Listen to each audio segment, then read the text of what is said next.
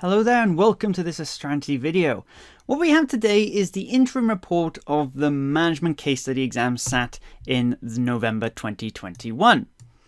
Now, for those of you who are sitting the exam in the coming days, this is a worthwhile document as it can give you an idea of what the students last time did well in and what they can improve in or improve on.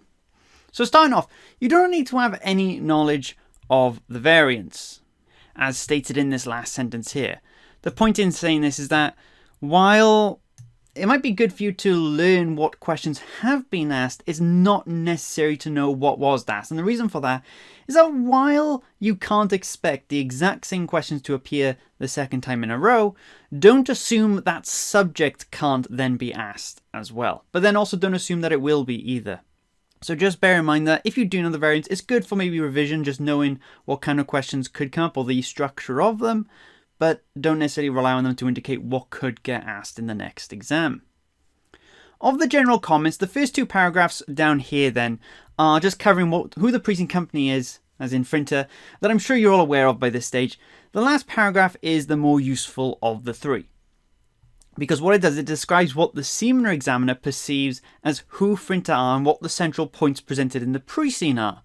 So the first one is that the central heating controllers are a mature product. So the fact that Frinta can't rely on them for continued growth. So the business has to diversify if it wants to maintain relevance. The other one is that a key advantage of the business is its premium quality products. So that's something to bear in mind when advising on any decisions in the exam that could compromise this quality of the business. And then lastly, the fact that smart homes is an emerging, innovative business. The point here is that this is a growing segment of the market and one that Frinta is looking to expand to, so there's potential to have questions on smart home devices. So to summarize, what you've really got here are three broad issues just to keep in the back of your mind, okay? So the fact that we've got mature products, we've got reputation for premium high quality products, and the existence of smart speakers and the way that market is progressing. So it's just the fact that these have been highlighted, they're just worth bearing in mind. Now, as for the real substance of this report, it's going to be in looking at the notes the marketing team have made regarding each core activity. So this is core activity A through E for the MCS exam, starting with core activity A, which is on evaluating opportunities to add value. To summarize the examiner's thoughts in this paragraph here, what they're concerned with is advising the board on practical decisions. That's the whole point of core activity A, all right? You're giving advice to the board on practical matters. And the expectation is that you may use various models to assist in that decision-making process. So make sure you apply any models you are asked to apply as part of the question. These ones can include things like, say, net present value as an example. Now, as for what makes a good answer, crucially, the difference comes down to how these topics are applied. So as we can see with level 3, answers generally reflected the need for professional judgment in applying decision-making models. Candidates recognize that models are aids for decision-making. So the point here is that while you've explained and applied the model, you've also highlighted the issues with using it and relying on it. This could come down to things like relying on models that are purely financial, for example. Well, there are factors beyond just finance that need to be considered, non-financial factors in other words, and those may not be factored into the model, and so that harms its relevance or applicability in making an absolute concrete decision, and so why you shouldn't just mechanically apply models and agree with them. So that's the key part of level 3. You're able to analyze and evaluate a situation. Level 1 answers, and this is going to be the theme you'll see, level 1 answers are crucially very descriptive. They might outline the model, they might give some strengths and weaknesses, but they don't apply it to the study materials. They don't apply it to Frinta in a way that would provide a really in-depth summary that can be used by senior management. Remember, you are a financial manager and you're answering to your senior financial manager. So anything you present to them has to be of substance, something that they can use. So try to avoid being generic when it comes to answering questions. The more you can apply it to the scenario, the better your overall answer will be and the more likely you'll get marks from it. Now, as for core activity B, the issue here is with implementing decisions. So where the other one is about applying models, this one here is about looking at decisions and implementing them and looking at the issues that may come about in trying to implement them. So, for example, think of things like project management, leadership, teams, right? These are situations where you may need to implement some sort of decision. You've got to identify rather the challenges that may arise from those decisions. So, as an example, this could include Frinta's organizational structure, the physical distance between the head office and the smart speaker factory, or something that's revealed in the unseen material, something that's not even in the pre-scene. The point here is that you can look at a situation presented, identify the problems, and recommend a response if requested, and that's what crucially makes a level 3 answer. So you have sufficient understanding of the practical issues of the situation presented, and you can identify the challenges. And with recommend responses, make sure that you read the question carefully. If you are asked to recommend a response, you must give a recommendation. If you are not asked to give a recommendation, then there is no point in you providing one, because you will not gain marks for it. Although you could, and it might impress the examiner, but do not expect to gain marks from it directly from the recommendation. You need to make sure you answer the rest of the question first. Level 1 answers, by contrast, generally fail to provide convincing recommendations, and they are also overall quite generic and don't specifically apply the scenario in the question to the pre-seen material. So that is the growing theme you can see. The lowest answers give descriptions, they might use definitions, but they don't apply it to Frinta. They don't say why it's relevant to Frinta. You might use, example, leadership models like transformation, transactional leadership. Okay, but why? Why is that important to Frinta? In what situation does that matter to Frinta's current circumstances? Are they dealing with a leadership problem? In what ways would those models solve a problem they are facing? So that is where you have to be careful when it comes to application. Make sure that you're actually using the model or whatever you end up applying rather than just describing it. Now, as for core activity C, this is on performance measurement. So you're looking at metrics like KPIs, costs, and crucially, how these can affect employee behavior. So down here, we see that measuring performance might affect factors such as dysfunctional behavior. So that's something to be aware of, okay? Something they've highlighted in this report. So level 3 answers have been highlighted as being able to recognize not only the key performance indicators, but also how those performance indicators relate to employee behavior. However, to get that, what you need to do is make sure that you apply the performance metrics to Frinta's situation. So it's no good saying, oh yeah, right, these performance metrics on costs will lead to managers cutting costs and buying cheaper materials that will result in an overall lower quality product. Okay, but you need to go further. You need to say, yeah, but by using lower quality materials, that would affect Frinta's products, which would then, of course, affect the quality of them, which affects its brand perception, which we saw at the beginning of this interim report is part of Frinta's advantage, that it's considered a high quality brand. So that's how you've got to make sure you apply it. You've got to show why those points are relevant to Frinta's situation. Level 1 answers, by comparison, will again, they'll just describe the ways that things can be measured and maybe give some very brief examples of how it might affect behavior, but it's not affecting behavior that's necessarily relevant to Frinta's situation. They might just say, these key performance indicators will, as I said before, affect the purchase of materials and maybe quality issues with the products that are produced. But it won't go further and say why that's important to Frinta, i.e. Frinta's brand position being a high quality manufacturer of smart devices. Then for core activity D, this is primarily to do with financial reporting. So it's being able to understand the external reporting requirements. So you've got to make sure you know your financial standards for the exam. Out of the 5 core activities, this is the one you can't really waffle through if you're asked to apply or understand specific accounting treatments, because there are standards that have technical procedures that you must know and understand. So make sure out of all the theory you learn, you really get to grips with the financial standards just in case you get questions on accounting treatments.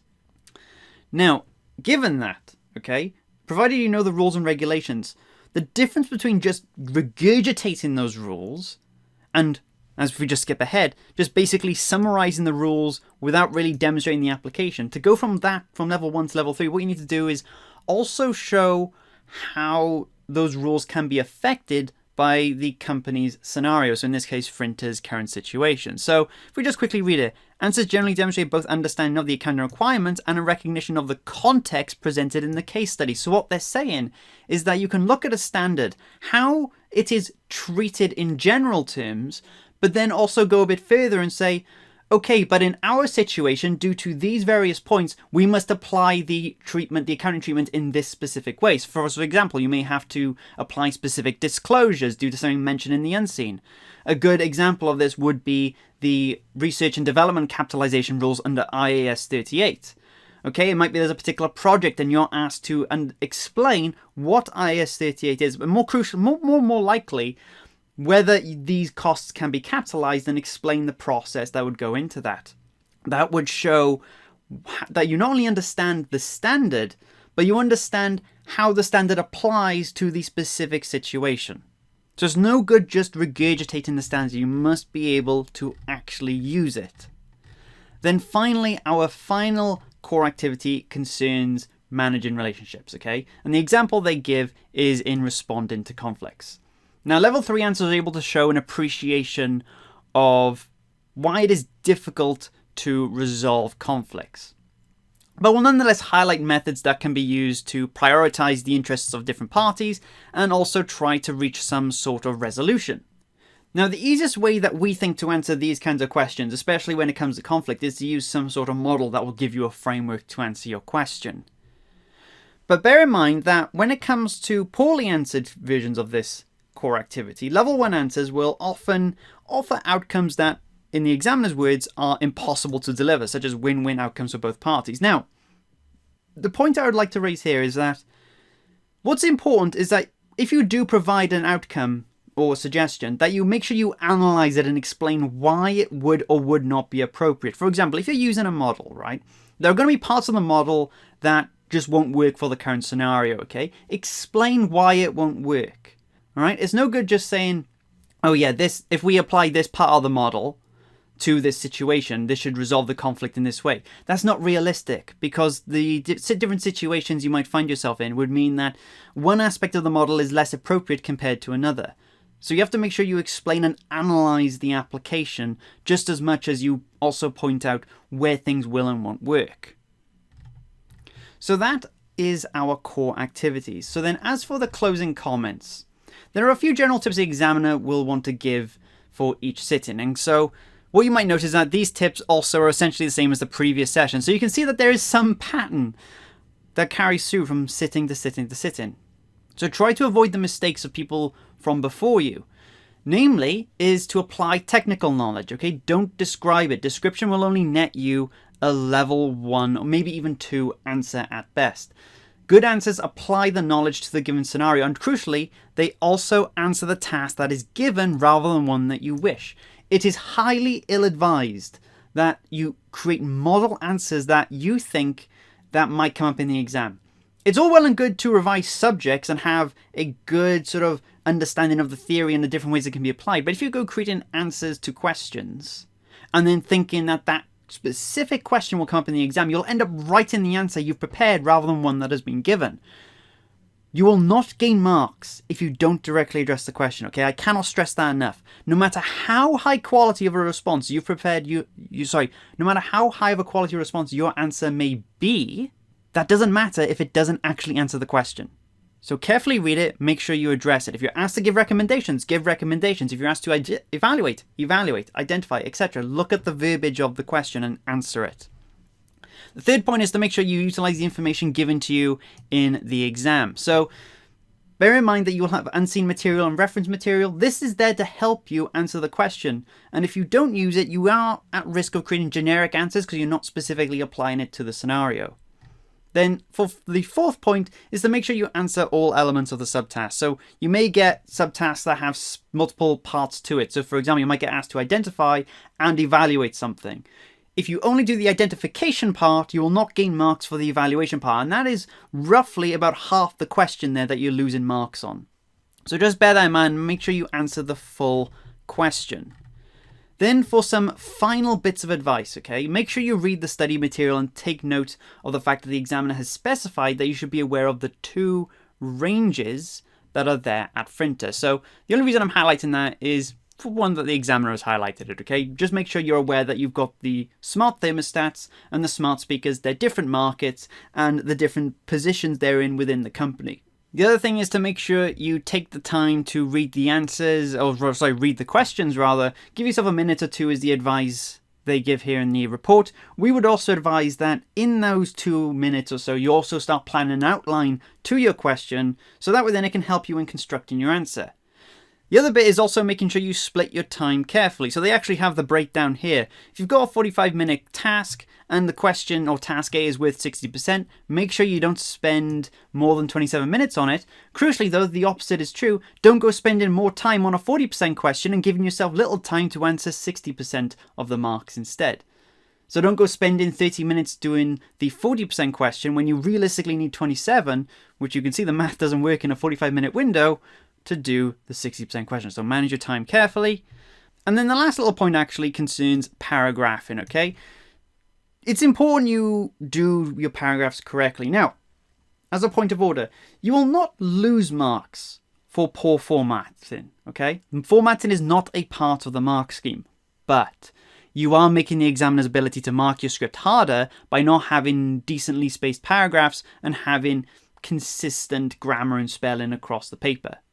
So by making sure you nail those formatting issues, you won't lose marks, like I said, for those problems. But if the examiner finds it hard to mark your script, you may end up losing out on marks because the examiner may have found it difficult to follow your points. And if they can't follow your points, they can't award you marks, and so therefore you lose out. So just bear in mind that having a decent structure, making sure everything is neatly laid out for the examiner to read point to point to point, will make it easier for them to award you marks. So that's what they want to do. And that's the interim report. Take the time to read it yourself, and you can find it by going to the CIMA planner, logging in with your CIMA credentials, and going to the MCS section. Filter to November 2021, and it should be there for you. So with that, I want to wish you all the best in the exam from everyone here at Astranti. And if you want to stay in contact or follow our activity, you can find us on our various social media platforms, including Instagram, Facebook, Twitter, LinkedIn, and finally YouTube. Thank you for listening.